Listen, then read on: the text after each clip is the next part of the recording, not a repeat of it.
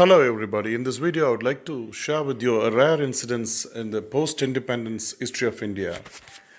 The recent news about the release of one Perarivalan who was accused in the Raji murder case after spending 27 long years in the prison, and the huge hue and cry that was raised in the national media against the outpouring of support for the person among the Tamils prompted me to share this news with you.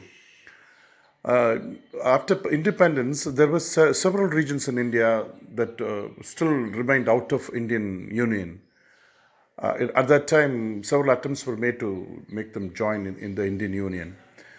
One of the most prominent one was Goa, Dayu Daman, that was under the colony regime of Portugal.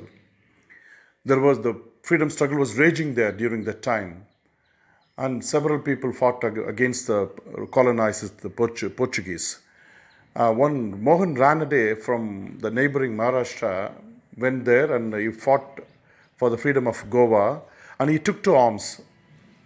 And he was a militant fighter, and he was charged with several robbery attempts and a murder case of a policeman at that time, and was sentenced to 26 years of imprisonment in a Portugal jail, and out of which 6 years were supposed to be solitary confinement. You know how cruel the punishments in jail terms of those days, we know well.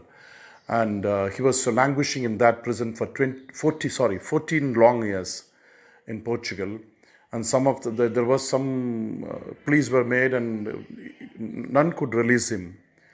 None could release him at the political leaders of those times.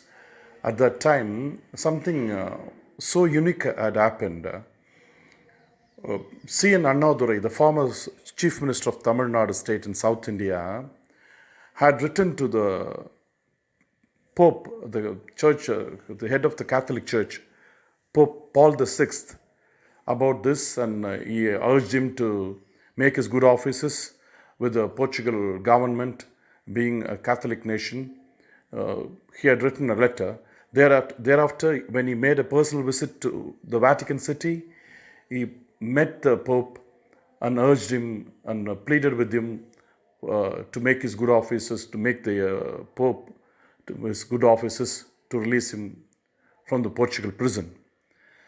And being astonished by the persistence and the passion with which Dr. C.N. Annadurai is called as Perering in Anna and the darling of the Tamils, Pope intervened and got the release of Mohan Ranade.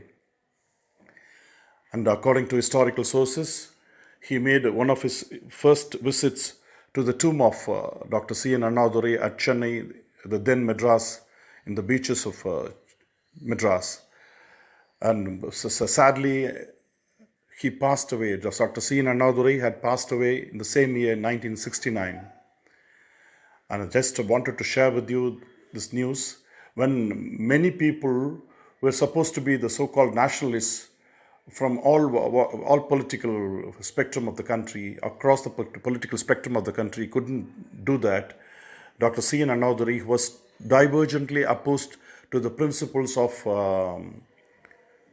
Mohan Ranade. He was influenced by the policies of Veer Savarkar and others in the Hindutva and religious fundamentalist policies. Still, out of the humanitarian consideration and for a revolutionary, Dr. C.N. Annadurai, who belonged to the Dravidian school of thought and principles, made this attempt and got the release of this freedom fighter of Goa.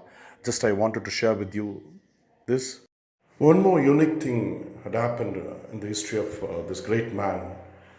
His was the largest attended funeral in the world, and the Guinness Book of World Record still holds this as the largest attended funeral.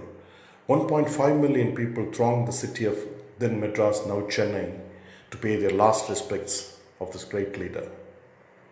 Thank you. I wanted to share with you. We'll meet in another video.